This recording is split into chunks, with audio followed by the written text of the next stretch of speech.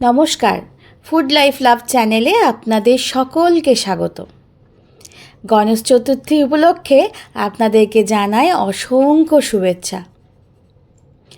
আজ তো গণেশ চতুর্থী, তাই আজ বানাচ্ছি আমাদের গণেশের প্রিয় মোদক। তবে একরকম নয়, পাঁচ রকম মোদক বানাবো। কীভাবে বানাচ্ছি আপনারা দেখতে থাকুন। খুব কম সময়েই বাড়িতেই বানিয়ে নেওয়া যায়। প্রথমেই বানাচ্ছি কুকিজ মোদক বা বলতে পারেন ওরিও মোদক। ছোটো থেকে বাচ্চা থেকে বড় সবাই জানেন ওরিও বিস্কুটের প্রায় খুব ভক্ত বলতে পারেন। আর এরকম করে যদি আমরা গণেশকে একটা মোদক বানিয়ে দিই, গণেশে হয়তো খুব খুশি হবে। প্রথমেই এখানে ছোটো প্যাকেটে 6 প্যাকেট মতো ওরিও বিস্কুট নিয়েছি। বিস্কুটগুলো থেকে আগে আমি ক্রিমটাকে আলাদা করে নিলাম। নিয়ে একটা মিক্সিং বোলে সব বিস্কিটগুলো ঢুকিয়ে খুব মিহি করে একটা পাউডার বানিয়ে নিয়েছি। এবার দেখুন অল্প অল্প করে দুধ দিয়ে বা ছোটো চামচে 3-4 চামচ দুধ দিয়ে আগে একটা টাইট ডো মেখে নেব। হাতে করেই মেখে নেব যাতে খুব ভালো করে দুধটা মিশে যায়। খুব বেশি নরম করবেন না, একটু মাখা মাখা ডো হলেই হবে, যেন হাতে চিপচিপে ডো না হয়। এবার ক্রিমের মধ্যে ক্রিমের ফিলিংটা তৈরি করে নেব। তার জন্য দিয়ে দিলাম ছোটো চামচে 2 চামচ মতো কোকোনাট, ড্রাই কোকোনাট দিয়েছি, আর তার সাথে 4 চামচ মতো কাজু কুচি দিয়েছি। দিয়ে ভালো করে ক্রিমের সাথে হাত দিয়ে একটু চাপ দিয়ে দিয়ে মেখে নেব, যাতে নারকেল আর কাজুটা খুব ভালো করে ক্রিমের সাথে মিশে যায়। ব্যাস, ফিলিংও তৈরি হয়ে গেছে। চলুন এবার মোদকটা বানিয়ে ফেলি। দেখছেন ডোটা কত সুন্দর হয়েছে, আর খানিকক্ষণ রেখে দেওয়াতে ডোটা বেশ টাইটও হয়ে গেছে। দেখুন একটা মোল্ড নিয়ে নিয়েছি মোদকে। এগুলো আপনারা খুব সহজেই অনলাইন বা এমনি নর্মাল দোকান বাজারেও পেয়ে যাবেন। এই মোদকের সাইজটা একটু বড় সাইজ, দেখতে বেশ ভালো লাগে জানেন, তবে একটা খেতে বেশ পেট ভরে যায়। এবার একটু ঘি লাগিয়ে নিয়ে মোদকের ভেতরে একটা গোল ডো নিয়ে প্রথমে চেপে চেপে চারিদিকে লাগিয়ে মাঝখানটা গর্ত করে নেব। আপনাদের একটা ছোট্ট টিপস, মোদক কিন্তু একদম ফাঁপা করা যাবে না। একদম ঠেসে ঠেসে পুর ভরে বা মোদকের ব্যাটার ভরে দিয়ে মোদক কিন্তু টাইট করে বানাতে হবে। ব্যাস, মাঝখান থেকে একটু ক্রিম দিয়ে ওপর থেকে আবারও চকলেটের একটুখানি ডোটা দিয়ে মুখটা বন্ধ করে দিলাম। তৈরি হয়ে গেল আমাদের কুকিজ মোদক। খুব সহজ, খুব কম সময়ে আপনারা বাড়িতে কিন্তু বানিয়ে নিতেই পারেন। আর এরকম করে বানালে ছোট থেকে বড় গণেশবাবুর সাথে সাথে তারাও কিন্তু খুব খুশি হয়ে যাবে। সবগুলোকেই দেখুন মোদকের আকারে গড়ে নিয়েছি। এখানে আমার 4 ছোটো প্যাকেটের 6 প্যাকেট বিস্কিটে প্রায় 5টা মতো বড় সাইজের মোদক তৈরি হয়েছে। সব মোদকগুলো গড়া হয়ে গেলে ওপর থেকে একটু কাজু কুচি ছড়িয়ে গার্নিশ করে দিন, খুব লোভনীয় দেখতে লাগে। চলুন এবার নেক্সট মোদকে চলে যাই। এবার বানাবো ড্রাই ফ্রুটের সাথে রাবা মোদক, মানে সুজির মোদক বানাবো। খুব সহজ, বেশি সময়ও লাগে না, স্বাদ কিন্তু খুব দুর্দান্ত হয়। চলুন দেখি কীভাবে বানাচ্ছি।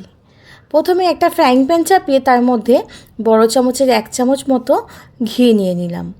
ঘি নিয়ে কিছু ড্রাই ফ্রুটকে আগে একটু ভাজা করে নেব। দিয়ে দিলাম বড় চামচের 3 চামচ মতো আমন্ড বাদাম, তার সাথে 2 চামচ মতো কাজু বাদাম, 2 চামচ মতো চীনা বাদাম আর 1 চামচ মতো পেস্তা। সবগুলোকে খুব ভালো করে লো ফ্লেমে 4-5 মিনিট ভেজে নিয়ে ঘি থেকে ছেঁকে তুলে রাখবো। এবার ওই ফ্রাইং প্যানের মধ্যেই আরও 3 চামচ মতো বড় চামচের ঘি দিয়ে দিলাম। এবার ওই ঘিয়ের মধ্যে দিয়ে দেব, এটা 1/2 কাপের মেজারমেন্ট কাপ, তো এই মেজারিং কাপে 2 কাপ মানে 1 কাপ মতো আমি সুজি এখানে ব্যবহার করছি। মানে সব কিছুই আজকে আমি 1 কাপের আন্দাজে আপনাদেরকে মেপে দেখাবো। 1 কাপ সুজিকে খুব ভালো করে ঘিয়ের সাথে মিশিয়ে মিনিট 6-7 মতো মিডিয়াম টু লো ফ্লেম করে ভাজতে থাকবো। সুজি ভালো করে ভাজা হয়ে গেলে 1 কাপ সুজির জন্য দিয়ে দিলাম 1/2 কাপ পরিমাণ চিনি।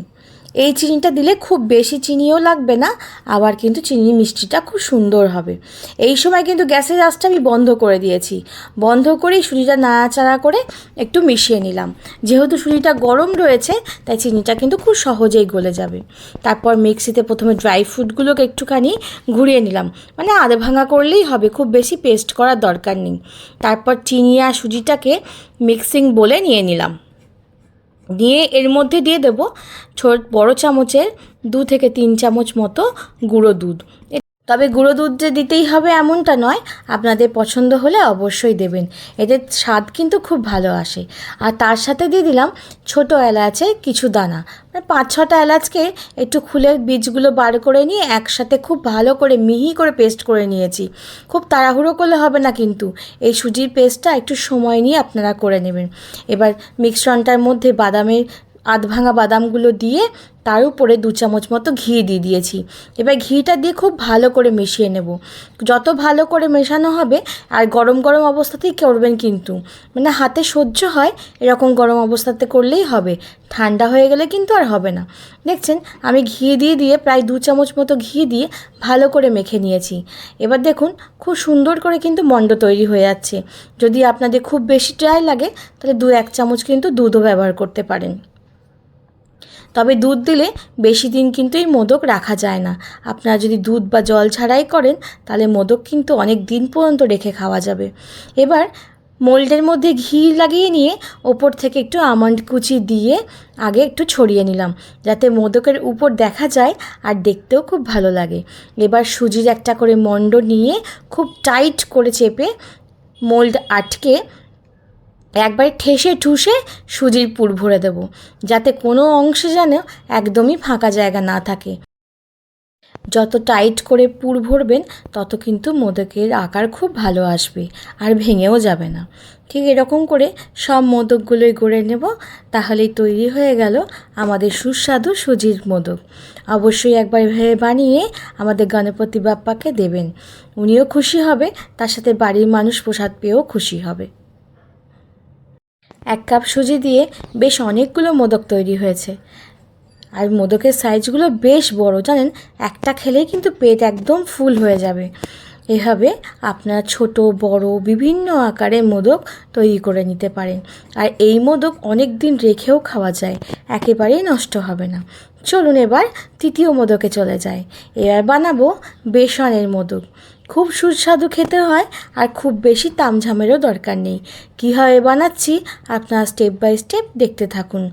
যদি মাপগুলো ঠিকঠাক হয় তাহলে এই মোদকে কিন্তু খুব সহজেই বানিয়ে নেওয়া যায়। প্রথমেই একটা ফ্রাইং প্যান চাপিয়ে 1/2 কাপের একটুখানি কম আমি ঘি দিয়ে দিলাম। ঘিয়ের মধ্যে দিয়ে দেবো 1 কাপ পরিমাপ বেসন দিয়ে নাড়াচাড়া করে ততক্ষণ নাড়তে থাকবো, ভাজা ভাজা করতে থাকবো যতক্ষণ না গোল্ডেন ব্রাউন কালার বেসনটা রঙটা চেঞ্জ হয়ে যাচ্ছে। খুব মেশাতে থাকবো আর নাড়তে থাকবো। অবশ্যই লো ফ্লেম করে নাড়বেন, একদমই কিন্তু গ্যাসের আঁচটা বাড়ানো যাবে না, একদম লো টু মিডিয়াম করে কিন্তু ভেজে নিতে হবে। আমার এই বেসন ভাজা করতে প্রায় 7-8 মিনিটেরও বেশি সময় লেগে গেছে, বেশি তো কম নয়, ভুলই বললাম, 10-15 মিনিট হয়তো হবে। এবার নাড়াচাড়া করতে করতে দেখুন বেশ সুন্দর কালার চেঞ্জ হয়ে গেছে আর গন্ধও বেরোচ্ছে খুব সুন্দর। এরকম সময় দিয়ে দিলাম 1/2 কাপ পরিমাপ চিনিটা দিয়ে একবার নাড়িয়ে চাড়িয়ে আমি দিয়ে দেবো 1/2 কাপ পরিমাপ দুধটা দিয়ে গ্যাসের আঁচটা কিন্তু একদম লো করে দেবেন, দিয়ে খুব ভালো করে মিশিয়ে নেবেন। বেশি তো দুধ দেওয়ার দরকার নেই, অল্প দুধ দিলেই কিন্তু বেসনটা খুব ভালোভাবে মিশে যাবে। একটা কাদা কাদা মতো ডো কিন্তু আমাদের তৈরি করতে হবে, খুব যেন ড্রাইও না হয়, যেমন শুকনো শুকনো লাগে। যদি মনে হয় যে দুধ কম হয়েছে তাহলে আরেকটু দুধ কিন্তু আপনারা অ্যাড করে নিতে পারেন। ঠিক এরকম হবে, সেই সময় নামিয়ে নিয়ে একটু ঠান্ডা করে নেব। ঠান্ডা হয়ে গেলে চলুন মোদকগুলো এবার গড়ে ফেলি। প্রথমেই মোল্ডের মধ্যে একটু ঘি লাগিয়ে নিলাম, ঘি লাগিয়ে নিয়ে ওপর থেকে একটুখানি গোলাপের পাপড়ি ছড়িয়ে দেব। তো গোলাপের পাপড়িটা অপশনাল, আপনাদের পছন্দ হলে তবেই দেবেন, তবে দিলে একটু দেখতে ভালো লাগে এই আর কি। এবার বড় একটা মণ্ড নিয়ে চেপে চেপে আমরা কিন্তু মোদকটা বানাবো। বারবার বলছি, মোদক কিন্তু একদমই ফাঁপা বা ফাঁকা রাখা যাবে না ভেতরে, তাহলে কিন্তু মোদক নয় ভেঙে যাবে আর না হলে তুবড়ে যাবে। ব্যাস, মোদক তো তৈরি হয়ে গেছে। দেখুন কত সুন্দর দেখতে হয়েছে, আর গোটা বাড়ি আমার বেসন ভাজার গন্ধে করছে। এরকম করে সব মোদকগুলোই গড়ে নেব একে একে। তবে একটু টাইট করে করবেন, তাহলে মোদকের আকার কিন্তু খুব ভালো আসবে। আর এরকম জল ছাড়া অল্প দুধ দিয়ে করলে কিন্তু অনেক দিন পর্যন্ত মোদক ভালোও থাকবে। আপনারা রেখে রেখে আপনার গণপতি বাপ্পাকে ভোগও দিতে পারবেন, কোনো অসুবিধা হবে না। এরপর চলুন নেক্সট মোদক বানিয়ে ফেলি। এবার 4 নম্বর মোদক, যেটা হচ্ছে বানাবো কাজু মোদক। কীভাবে বানাবো, খুব সহজ রেসিপি, খুব কম সময়ে হয়ে যায়, আপনারা দেখতে থাকুন। প্রথমেই একটা মিক্সিং বোলের মধ্যে 1 কাপ মতো কাজু নিয়ে নেব। আজকে সব মোদকই 1 কাপ পরিমাপে আপনাদেরকে দেখাবো। তার সাথে নিয়ে নেব 1/2 কাপ চিনি, আর দিয়ে দেবো 1/2 চামচ মতো এলাচের গুঁড়ো বা গোটা এলাচও আপনারা দিতে পারেন। দিয়ে একটা খুব ভালো মিহি পাউডার বানিয়ে নেব। খুব মিহি করেই বানাবেন, যেন গোটা দলা দলা অংশ না থাকে। এবার 1 থেকে 2 চামচ ঘি দিয়ে ভালো করে একটু মেখে নেব। খুব ভালো করে মাখা হয়ে গেলে অল্প অল্প করে দুধ দিয়ে একটা মণ্ড তৈরি করে নেব। একটা ছোট্ট টিপস, বাদামে কিন্তু বেশি দুধ লাগে না মণ্ড তৈরি করতে। ছোটো চামচের 1-2 চামচ দুধ দিলেই দেখবেন খুব সুন্দর একটা মণ্ড তৈরি হয়ে যাচ্ছে। এইভাবেও আপনারা কিন্তু এই অবস্থাতেও মোদকটা বানিয়ে নিতে পারেন।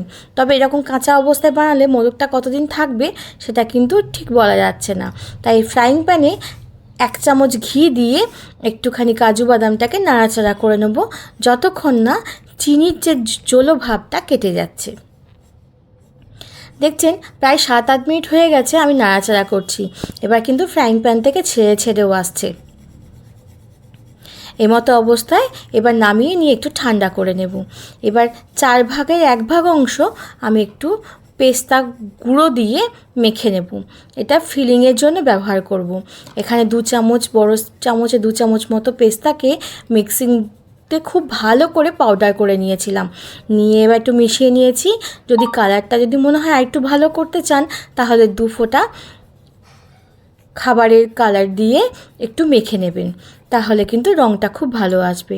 তবে এটা অপশনাল, আপনারা না দিলেও চলবে। আবারও মোল্ডের মধ্যে একটু ঘি লাগিয়ে নিয়ে প্রথমে কাজুর পুরটা ভরে, মানে কাজুর যে ডোটা সেটা ভরে চেপে চেপে চারিদিকটা লাগিয়ে নেব। মাঝখানটা ফাঁকা রেখে লাগিয়ে নেব। তারপর মাঝখান থেকে পেস্তার পুর ভরে মুখটা আটকে দিলেই তৈরি হয়ে যাবে কাজুর মোদক।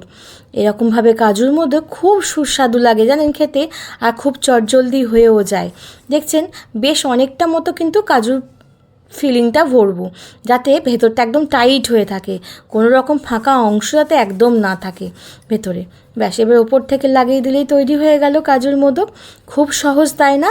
দেখে একটুখানি কিন্তু আমাদের চিন্তা হয়। আর এরকম মোদক না থাকলেও আপনার হাতে করেও বানিয়ে নিতে পারেন। দেখুন খুলে দেখায় কত সুন্দর দেখতে হয়েছে না? তবে আপনারা টাইট করেই কিন্তু মোদকগুলো বানাবেন। আমার জানেন যখন বানাই প্রথমবার, তখন না ভেতরটা একটু হাওয়া ভরেছিল, খুব বেশি টাইট করে করিনি। পরের দিন দেখি সব মোদকগুলো না কেমন তুবড়ে গেছে, নুয়ে গেছে। তখন বুঝতে পারলাম মোদক কিন্তু টাইট করেই বানাতে হয়। এবার যাদের মোল্ড নেই ধরুন, বা আপনাদের কাছে মোদকের ছাঁচ নেই, তারা কি করে বানাবেন সেটা এবার দেখায়। হাতে করে কিন্তু খুব সহজেই কিন্তু মোদক বানিয়ে যায়। প্রথমে একটা গোল বল বানিয়ে নিয়ে মাঝে একটু ফিলিং ভরে আবারও গোল করে নিলাম। করে নেওয়ার পর এক পাশটা একটুখানি লম্বা করে চূড়া করে নিয়ে এরকম একটা চামচের পেছনে ডানটা দিয়ে এরকম দাগ দাগ করে দিলেই মোদক কিন্তু খুব সুন্দর করে তৈরি হয়ে যায় হাতেই। আর খুব সহজ, খুব বেশি কিন্তু সময়ও লাগে না। প্লিটকেরও মোদক বানা যায়, তবে কাজু দিয়ে কিন্তু প্লিট মোদক করা যায় না। তাই এইভাবে মোদক আপনারা বাড়িতে বানিয়ে নিতেই পারেন। আমার 1 কাপ কাজু দিয়ে বড় সাইজে 4টে বড় বড় কিন্তু মোদক তৈরি হয়ে গেছে। এবার চলুন নেক্সট মোদক, একদম শেষ মোদকে। এবার বানাবো স্টিম মোদক। বা ভাপা মোদক কীভাবে বানাচ্ছি আপনারা দেখতে থাকুন। একটুও ফাটবে না, একদম সুন্দর পারফেক্টভাবে করতে গেলে মেজারমেন্টগুলো ঠিক রাখলে কিন্তু খুব সুন্দরভাবে মোদক তৈরি করা যায়। প্রথমে একটা ফ্রাইং প্যান দিয়ে দেবো বড় চামচে 2 চামচ মতো গাওয়া ঘি, তার মধ্যে দিয়ে দেবো 1.5 কাপ মতো গরুর দুধ বা প্যাকেট দুধ যা খুশি দিতে পারে। যখন দুধটা ফুটে আসবে তখন দিয়ে দেবো 1 কাপ পরিমাপ চালের গুঁড়ি, একদম মিহি চালের গুঁড়িটা আমি এখানে ব্যবহার করেছি।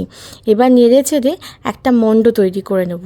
তবে মণ্ড না হলেও একটুখানি সমস্ত চালটাকে যাতে ভিজে যায় সেভাবে মিশিয়ে নেব। যদি আপনাদের মনে হয় যে দুধ কম পড়ে গেছে তাহলে একটু গরম দুধ এই সময় অ্যাড করে দিতে পারেন। তবে গ্যাসের আঁচটা কিন্তু একদম বন্ধ করে দিয়েই মেশাবেন, না হলে চালটা সিদ্ধ হয়ে যাবে। দেখছেন এবার খুব সুন্দরভাবে হয়ে গেছে মেশানো। একটু ঠান্ডা করে নিয়ে এবার হাতে করে একটু ঠেসে ঠেসে মেখে নেব। এই সময় আপনারা 2 চামচ ঘি দিতেও পারেন, তাহলে কিন্তু খুব মসৃণ একটা ডো কিন্তু আপনার তৈরি হয়ে যাবে।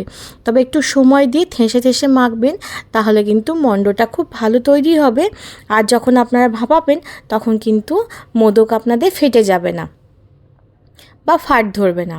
এরকম গোল করে যখন দেখবেন খুব সুন্দর একটা গোল হচ্ছে মসৃণ মতো, তখন বুঝতে পারবেন মোদকের ডো খুব সুন্দর করে তৈরি হয়ে গেছে। আবারও ফ্রাইং প্যান বসিয়ে 1 চামচ ঘি দিয়ে দিয়েছি। ঘিয়ের মধ্যে দিয়ে দিয়েছি 2 চামচ মতো পোস্ত দানা। তার মধ্যে একটা গোটা নারকেলকে আমি একটুখানি ছাড়িয়ে নিয়ে মিক্সিতে আধ ভাঙা করে রেখেছিলাম, মানে গোটা গোটা অংশ রেখে একটু বেটে নিয়েছিলাম। তার 2 কাপ মানে 1 কাপ নারকেলের মধ্যে দিয়ে দিলাম 1/2 কাপ পরিমাণ গুড়। একটু ভালো গুড় দেবেন, তাহলে কিন্তু ফিলিংটা খেতে স্বাদ হবে। এবার নেড়ে চেড়ে মিশিয়ে নিয়ে যতক্ষণ না পাক হচ্ছে ততক্ষণ পর্যন্ত নাড়াচাড়া করতে থাকবো। অবশ্যই গ্যাসের মানে আঁচটাকে একটু মিডিয়াম করে রাখবেন, খুব বেশি কমাবেনও না, খুব বেশি বাড়িয়েও দেবেন না। দেখছেন গুড়টা কিন্তু গলে গেছে, মিশতেও শুরু করেছে আর গন্ধও উঠছে খুব সুন্দর। তার জন্য কিন্তু গুড়টা অবশ্যই খুব ভালো হওয়া দরকার। আর দিয়ে দিলাম 1/2 চামচ মতো এলাচের গুঁড়ো। এবার মিশিয়ে নিয়ে একদম একটা পাক হওয়া পর্যন্ত নাড়াচাড়া করে নেব। আমার কিন্তু নারকেলের পুর একদম তৈরি হয়ে গেছে, মানে মোদকের ফিলিংটা তৈরি হয়ে গেছে। চলুন এবার মোদকগুলো বানিয়ে ফেলি। প্রথমে আবারও মোল্ডের মধ্যে একটু ঘি মাখিয়ে নিলাম। ঘি মাখিয়ে এবার একটু চালের মণ্ডটা থেকে, চালের গুঁড়ি আর কি, গুঁড়ির মণ্ডা থেকে একটু মণ্ড কেটে নিয়ে আগে উপরের কোটিংটা মানে মোদকটা গায়ে চেপে চেপে আটকে দেব। মাঝখানটা বেশ বড় করে গর্ত করে রেখেছি, বেশ অনেকটা মতো পুর ভরে দেব। একটু চেপে চেপেই ভরে দেবো যাতে মোদকটা খুব টাইটভাবে তৈরি হয়। দেখছেন এবার টিপে টিপে ভেতরে ঢুকিয়ে মোদকটা খুব টাইট করে বানাবো। ওপর থেকে আবার একটু চালের গুঁড়ির মণ্ড দিয়ে মুখটা আটকে দিলে একদম স্টিম মোদক তৈরি হয়ে যাবে। শুধুমাত্র এবার স্টিম দেওয়ার পালা। দেখুন কত সুন্দর দেখতে লাগছে, দেখছেন কত সুন্দর হয়েছে না? খেতেও হবে খুব সুন্দর, একটুও ফাটবে না, একদম পারফেক্ট নরম তুলতুলে মোদক কিন্তু আপনাদের তৈরি হয়ে যাবে, যেটা মুখে দিলেই একদম মুখের সঙ্গে মিশে যাবে। একটা মোমো স্ট্যান্ড বসিয়ে দিয়েছি। যদি আপনাদের কাছে মোমো স্ট্যান্ড না থাকে তাহলে আপনারা ফুটো ঝাঁঝরি বাটিগুলো ডেকচির উপর বসিয়ে ভাপিয়ে নিতে পারেন। এবার একে একে একটু ঘি ব্রাশ করে দিয়েছি, তারপর একে একে মোদকগুলো বসিয়ে দিয়ে একটু ফাঁকা ফাঁকা করেই দেবে, কারণ ভাপ হলে না একটুখানি মোদকগুলো ফুলে যাবে। 10 মিনিট মতো ভাপিয়ে নিলেই তৈরি হয়ে যাবে আমাদের স্টিম মোদক। সুস্বাদু খুব টেস্টি মোদক, আর এটাই তাদের অরিজিনাল মোদকের রেসিপি। এইভাবেই নাকি মোদক মারাঠিরা বানিয়ে থাকেন। আমরা এইভাবে সিদ্ধ পিঠে বানাই না, ওনারা এরকমভাবে মোদক বানান। এবার ওপর থেকে একটু কেশর আর দুধ ওপর থেকে একটু বুলিয়ে দিলেই তৈরি হয়ে গেল স্টিম মোদক। দেখতে লাগছে না কি লোভনীয়? ভিডিওটা কেমন লাগলো অবশ্যই জানাবেন, আর অবশ্যই গণেশ চতুর্থী উপলক্ষে আপনারা বাড়িতেই বানিয়ে দেবেন খুব সহজে খুব সুস্বাদু মোদকের রেসিপি। সবাই খুব ভালো থাকবেন, সুস্থ থাকবেন আর সকলকে ভালো রাখবেন।